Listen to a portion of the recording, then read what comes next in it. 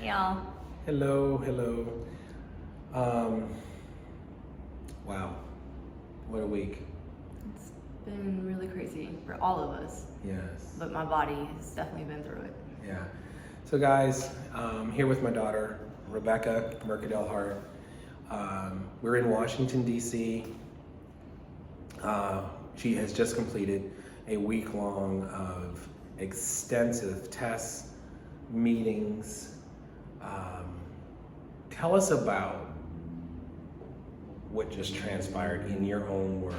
I know from a parent standpoint what your mom and I experienced, but sum up the week that you just had here at Georgetown University Medical Center.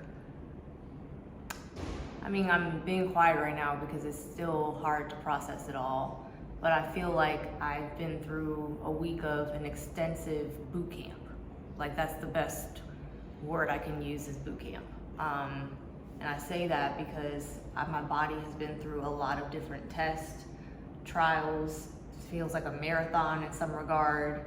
Every day was back to back appointments, and it wasn't just like meetings that you were a part of. A lot of the meetings you were not a part of because it was testing on my body to see if I'm a candidate or not for this double transplant surgery. So I'm a little overwhelmed.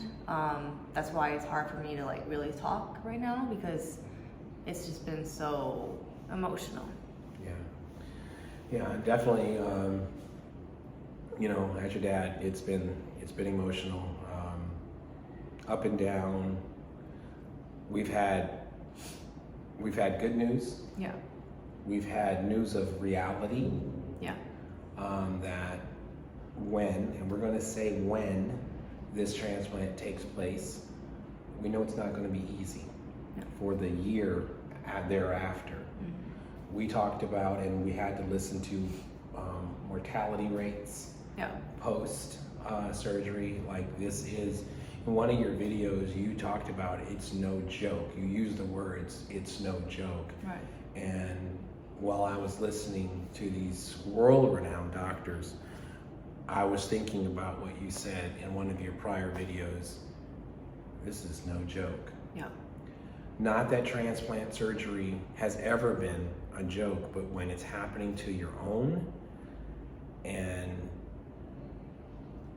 case in point, the doctor told us that there were like 28,000 kidney. Yes, so last year in 2022, there were about 27,000 kidney transplants. To paint a picture for y'all, there were only 60 small intestine transplants in the country last year. Yeah. I'll let you. Yeah.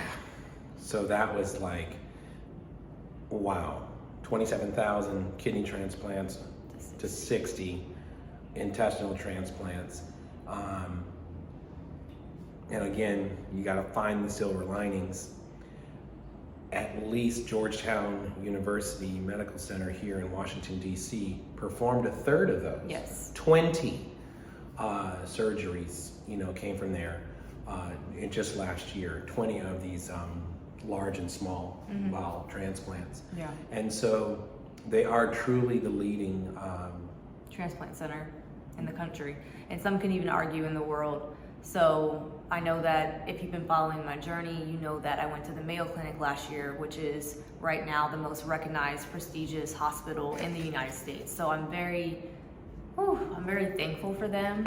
But then now they have brought me to Georgetown as their #1 recommendation for a double transplant, as in large and small intestine transplant surgery. So now it's like, okay, I'm exposing my family and I to a whole new team of doctors, and I'm trying to be as discerning as possible when it comes down to, is this the right place? Is this going to work? There are so many dynamics and variables involved as it relates to being a patient that is applying to be a candidate for a intestinal surgery, any transplant surgery.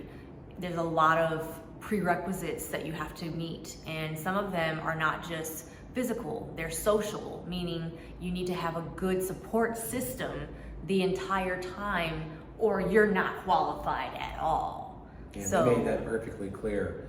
It's not, they don't care if you had $1 million in the bank, and that's about how much this thing is going to cost. They don't care.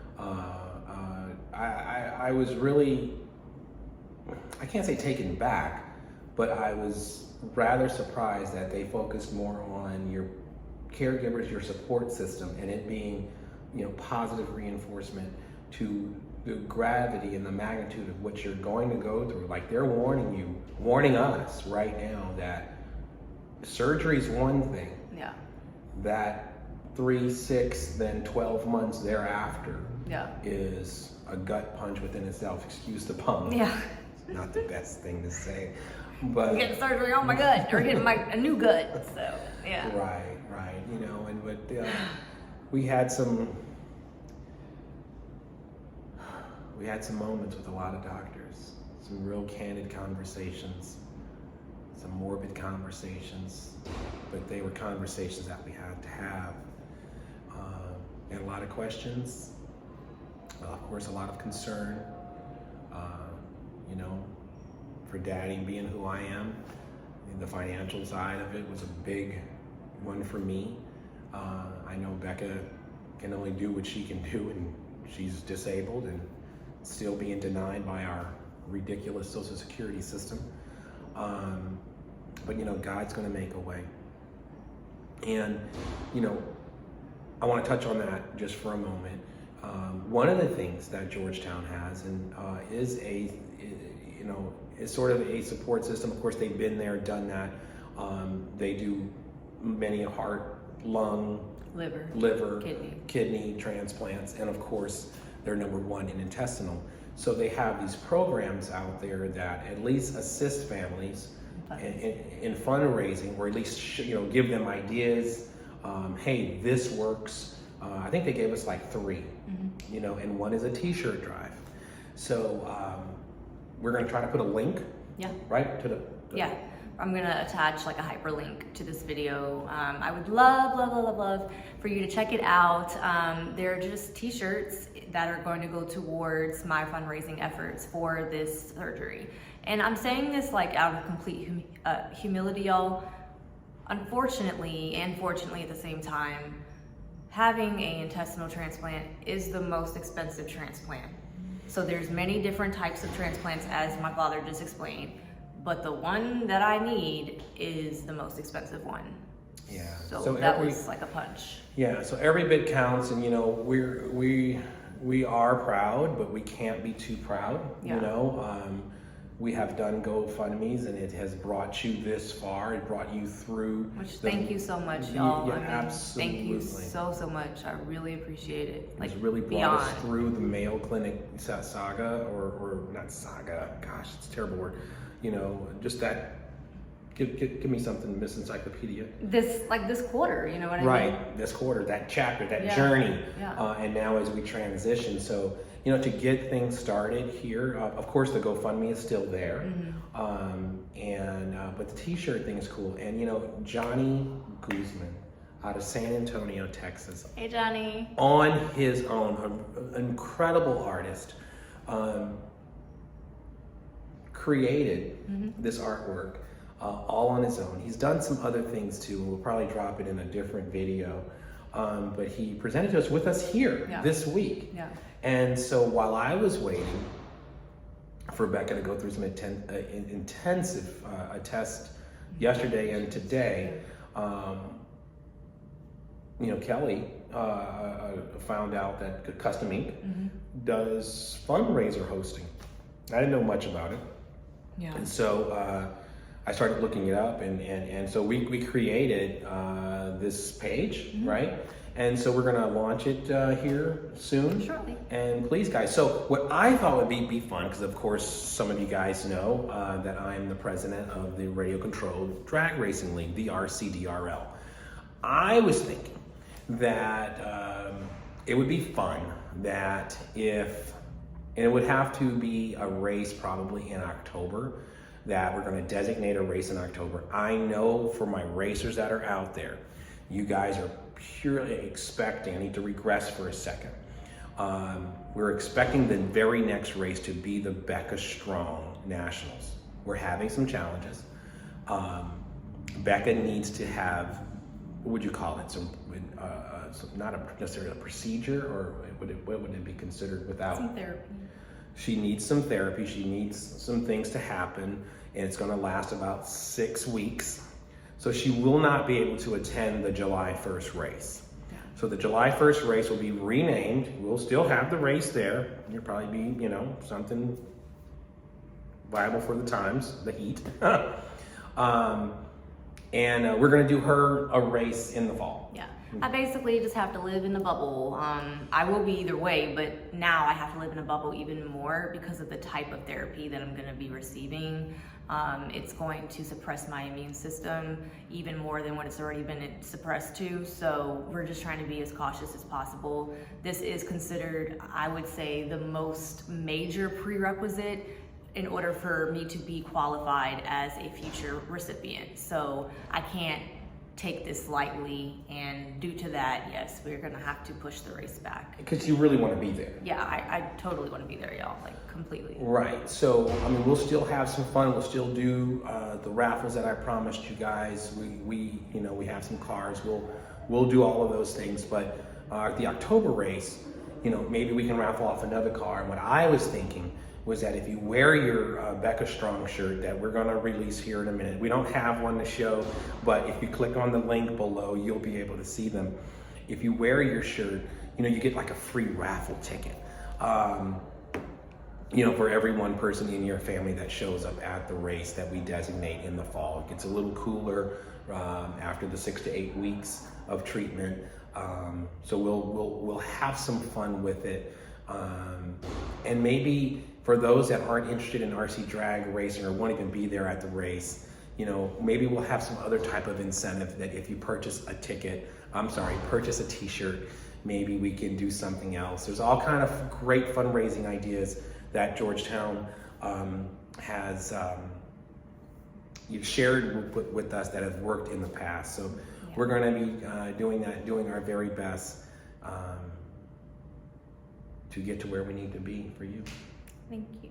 I don't want to start crying, you guys. It's just been a really intense week. Like, I just can't emphasize enough how much I feel like I've been in a boot camp physically, and emotionally, mentally, all the things.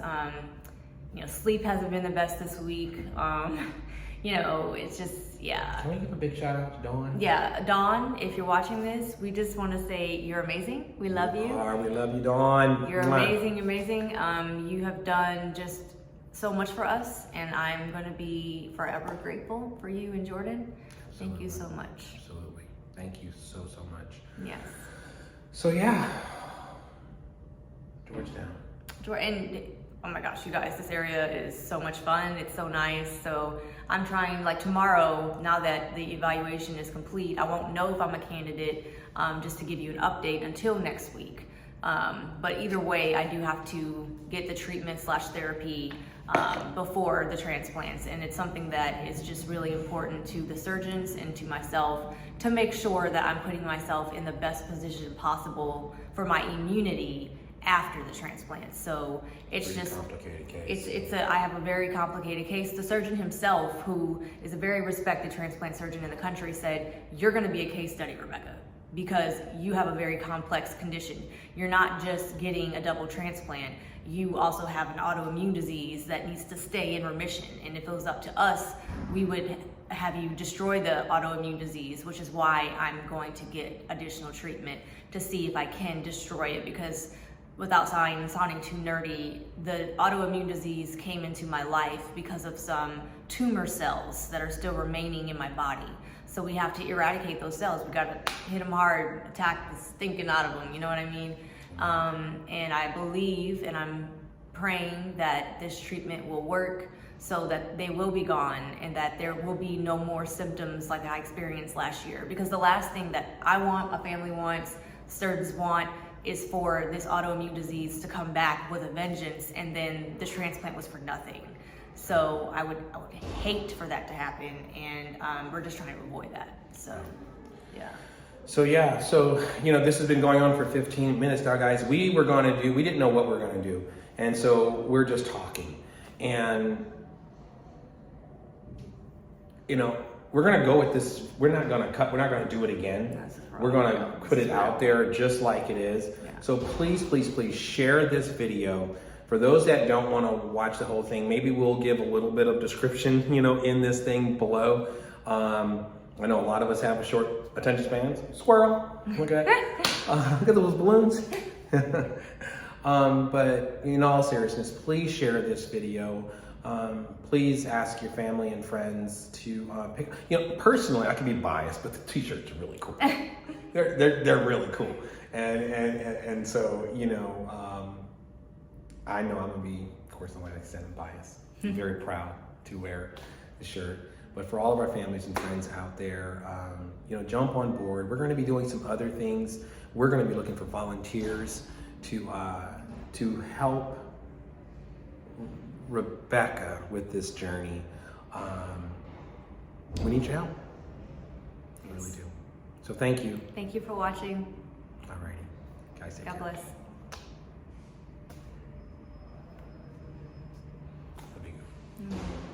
Love you.